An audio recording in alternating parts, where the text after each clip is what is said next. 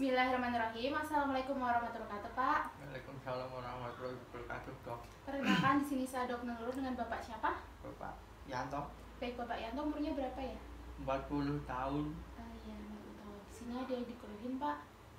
Ada, Dok. Iya, apa, Pak?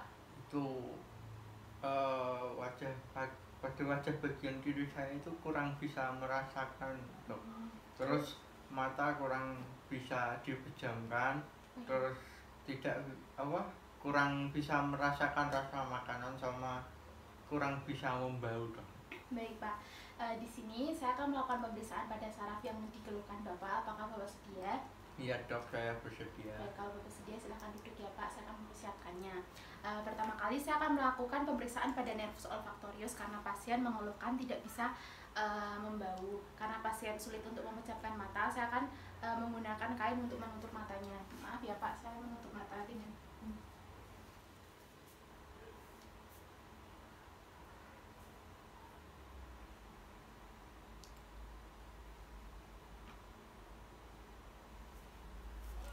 Nah, nanti bisa ditebak ya, Pak, ini bau apa gitu ya, Pak? Iya, Dok. Ini bau apa, Pak?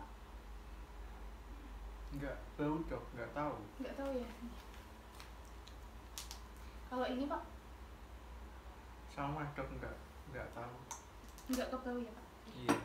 Ya, baik, karena pasien tidak bisa menebak bau yang saya sebutkan tadi, di sini berarti ada difungsi dari nervus olfaktorius. Nah, selanjutnya saya akan memeriksa dari nervus trigeminus karena pasien di sini mulutnya perot sama wajahnya itu tidak bisa merasakan. Nah, pertama kali saya akan memeriksa untuk motoriknya terlebih dahulu. Bisa menggigit, Pak? Baik, di sini kita merasakan kontraksi dari otot temporal sama otot mesester. Nah, selanjutnya bisa mengunyah, Pak. Ya, terus bisa membuka mulutnya, Pak.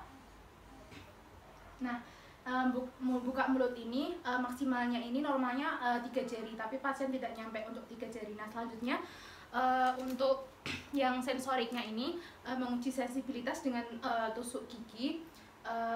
Saya akan memulai di kanan terlebih dahulu. Apakah bisa merasakan, Pak? Bisa, Dok.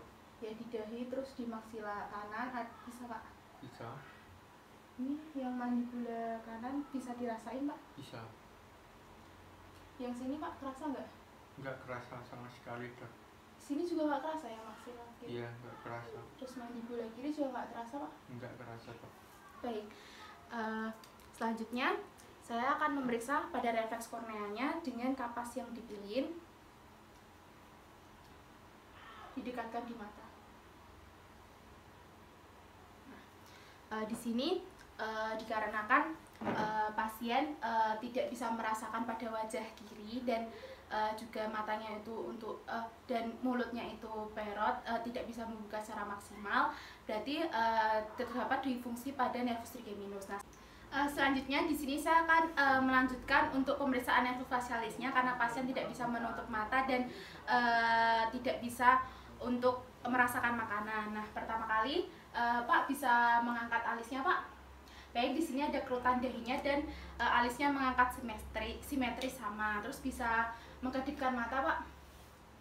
Baik, di sini pasien tidak bisa mengedipkan mata secara maksimal. Terus selanjutnya bisa meringis, Pak. Menggembungkan pipi, Pak. Ya, bisa mencucu, Pak, mulutnya. Nah, lalu selanjutnya di sini saya untuk mengecek indera pengecapnya. Di sini nanti bisa dirasain ya, Pak.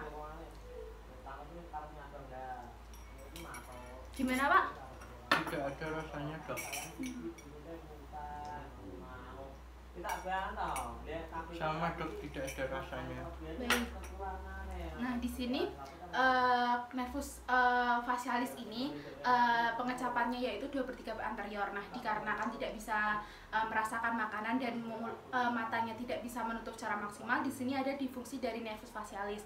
Nah, selanjutnya di sini saya akan melanjutkan untuk pemeriksaan nervus glosopharyngeusnya, yaitu dengan membuka mulutnya. Saya akan memeriksa arcus faringnya. Buka mulutnya, Pak. Ya, dikarenakan ini tidak bisa membuka secara maksimal, biasanya kita bisa menggunakan bantuan tong spatel maksud saya. Ini menggunakan senter dilihat. Jadi kita lihat faringnya itu terlihat jelas apa tidak, terus habis itu kita lihat apakah ada deviasi pada faringnya. Nah selanjutnya sama tadi dicek untuk pengecapannya. Tapi ini di glossopharyngeus tuh sepertiga posterior, dikarenakan tadi sudah dicek jadi saya tidak mengeceknya ulang. Nah selanjutnya di sini saya akan melanjutkan untuk pemeriksaan dari nervus hipoglossus. Nah dikarenakan di sini pasien itu berbicara pelo. Nah pertama kali saya akan memeriksa untuk lidahnya terlebih dahulu. Pak bisa membuka mulutnya, nggak usah dijulurkan lidahnya. Ya baik, di sini kita memeriksa lidahnya apakah ada deviasi atau tidak. Terus selanjutnya bisa melet Pak, pelan-pelan.